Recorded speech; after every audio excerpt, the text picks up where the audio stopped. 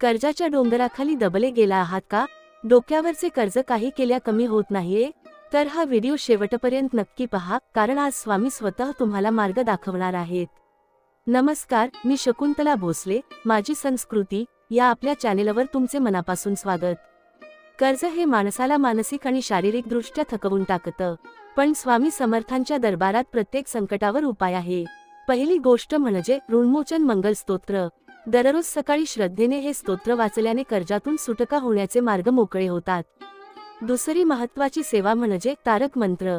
हा मंत्र केवळ उच्चारला तरी मनातील भीती पळून जाते आणि अशक्य गोष्टही शक्य करण्याची उमेद मिळते. रोज किमान एक माळ श्री स्वामी समर्थ मंत्राचा जप नक्की करा.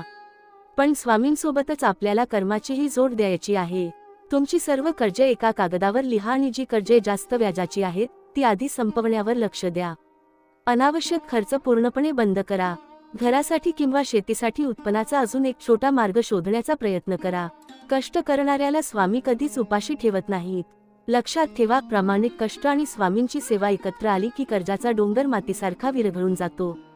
श्रद्धा ठेवा आणि आजपासूनच या सेवेला सुरुवात करा. तुम्हाला हा व्हिडिओ कसा वाटला ते कमेंट्समध्ये नक्की सांगा आणि कमेंटमध्ये श्री स्वामी समर्थ लिहायला विसरू नका. अशाच माहितीपूर्ण व्हिडिओंसाठी आपल्या चॅनेलला सबस्क्राईब करा. धन्यवाद. श्री स्वामी समर्थ.